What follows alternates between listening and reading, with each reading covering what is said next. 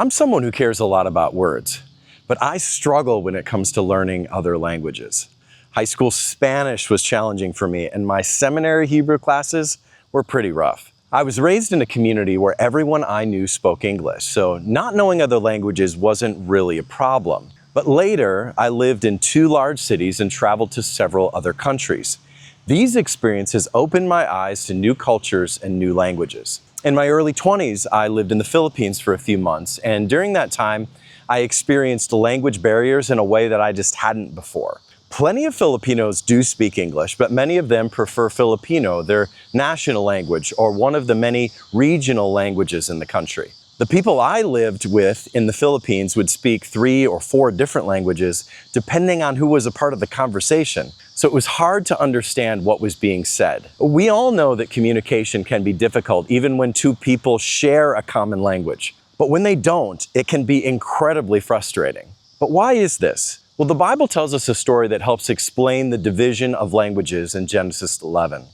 In that chapter, we read that originally everyone spoke the same language. But that all changed when God confused the language of mankind. The people of the earth had gathered in the city of Babel, and they had decided to build a tower that reached to the heavens so that they could make a name for themselves. Now, there's nothing inherently wrong with large building projects, but God knew that these people were building with arrogance. In the story, he stoops down to see humanity's meager monument to themselves. They want to build a tower that reaches to the heavens, but ironically, God has to come down just to see it. And knowing the immense harm that a united, sinful humanity could cause, God interrupts the project by confusing their language. And in the aftermath, people are spread all out over the earth. This judgment by God worked to restrain humanity's sinful ambition.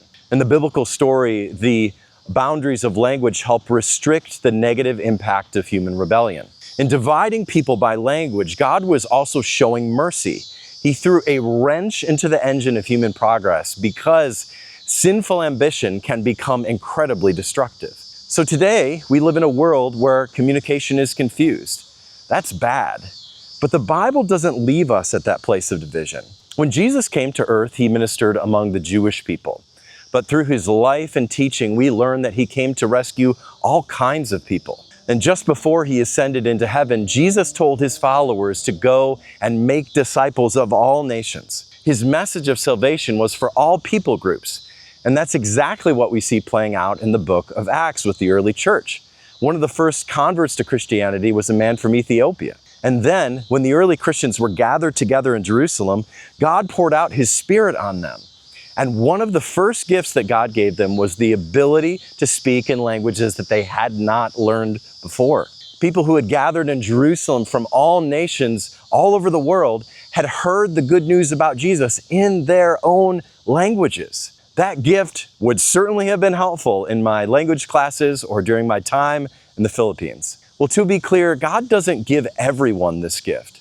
But for the early church, this was a sign that God was beginning to overcome the division that had occurred at the Tower of Babel. God didn't erase the different languages, but the barriers between them were being crossed by the gospel. And this was made possible by the sacrifice of Jesus.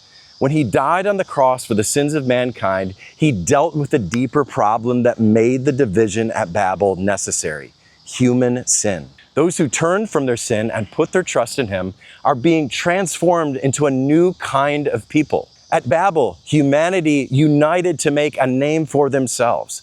But Christians are united around the name of Jesus. A group of people united by Jesus don't need to build a tower that reaches to the heavens because they know that heaven has already come down to them. Well, in Revelation, the final book of the Bible, the Apostle John tells us what God's eternal kingdom will be like. He describes a great multitude from every tribe, people, and language gathered in front of God's throne. The differences that divide us now will not keep us apart when Jesus reigns eternally. So the next time that you struggle with learning a new language or communicating with someone from a different culture, the next time someone misunderstands what you're trying to say, remember that Jesus came to overcome that division. The judgment of Babel is being reversed. God doesn't simply erase our differences. He brings people together through Jesus. Confusion and division won't be the final state because God is bringing a divided people back together.